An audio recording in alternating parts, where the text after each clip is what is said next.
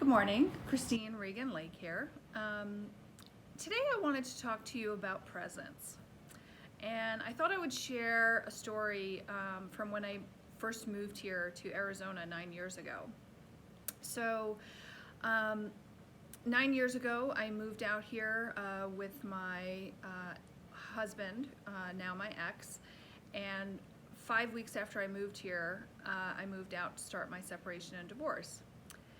And I moved here without, having any family or friends here, or network of people. So it was kind of a challenging time for me to be going through that alone. Anyway, so just kind of giving you the backstory so you understand where I'm coming from. So it was, I found myself, it was somewhere around like 4:30, something like that. And all of a sudden I had this compulsive need to drive to Michael's, the art store, and get art supplies. I hadn't thought about going to Michael's at all that day. It had not been on my plans to do at all. And then all of a sudden, I just have this obsessive compulsive need to go buy art supplies at Michael's. And so, I try to be aware of flags or things that don't seem right, And so I thought to myself, there's something up to this, and I'm not really sure what it is. And I said, but whatever it is, I'm not going to Michael's. I'm not going to kneel to this. All of a sudden, this it felt like a vice. It felt like running in some way. So I decided to simply go outside, and I pulled up a chair and just started looking out at the beautiful mountains around me where I live. I have 360-degree mountains in every direction.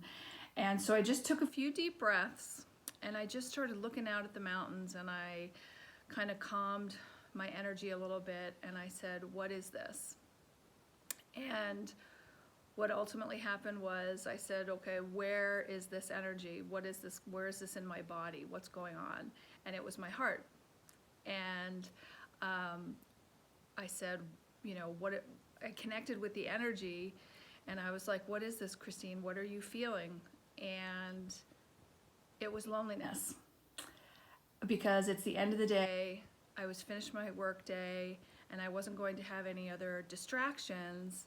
And the thought of kind of punching out and not having anyone to connect with, not having any close girlfriends here, not having a lover, anything like that, it was the loneliness was bubbling up inside of me, and my my subconscious mind doesn't like that. And so my subconscious mind was, warning, warning, warning, you've got this uncomfortable feeling.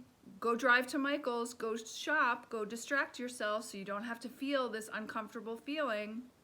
And so when I was sitting out there in the chair just looking at the mountains, and I said, okay, well, I'm going to, and I realized it was loneliness. I connected to the feeling in my heart of that loneliness, and I simply allowed myself to feel it.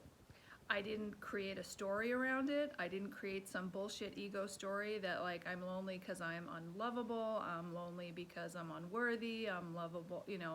I'm lonely because of X, Y, and Z, right?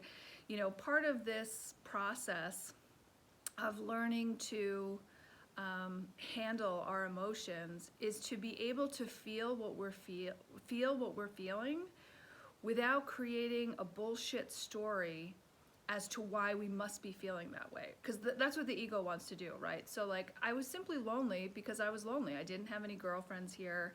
I didn't have a lover, and I was feeling disconnected. But I refused to allow myself to create a stupid narrative that would make me feel even worse about myself, right? So now, if I had allowed myself to go there and say, well, I'm lonely because I'm not worthy, or I'm unattractive, or I'm whatever, now I could go into a whole spin that just it started at loneliness, and now I go on some evil, some ego-driven, dark dive on how I'm unlovable, unworthy, and all that shit, and it's just not true.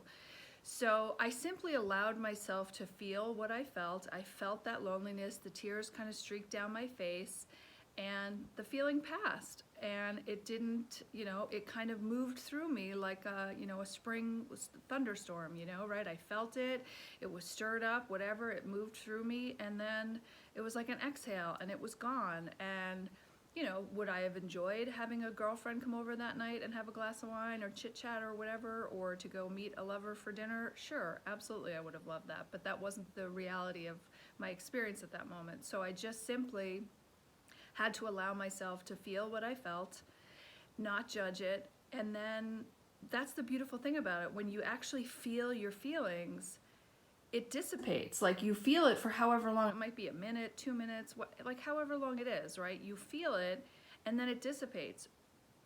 Conversely, if you don't feel it, if you push it down and you try to deny it and you try to run from it, and I would have went to Michael's, now I'm taking this emotion and I'm shoving it down somewhere in my body. I'm refusing to honor it. And then that energy gets stuck. Now that creates a disturbance in your energy field. And over time, those stuck energies cause illness because they lower the frequency of wherever they're stored. If it's stored in your heart, or if it's stored in your stomach, or it's stored in your lower back. When you have those lower vibrating, unprocessed emotions stuck in the body, that is where disease centers around, because it lowers the frequency of the organ in which that emotion was stuck.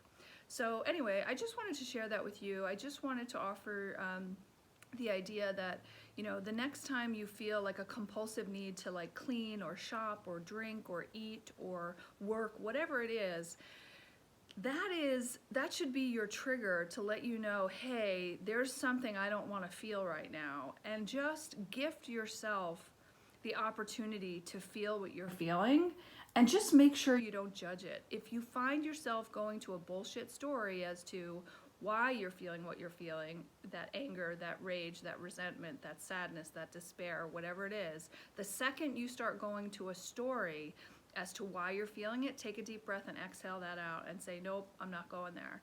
Just feel your feelings without judgment and without some bullshit ego-driven narrative story that's going to cut you down and make you feel bad about yourself. So I just hope that you found value in that, and I hope you have a great day, and I look forward to speaking with you again. Thanks. Bye.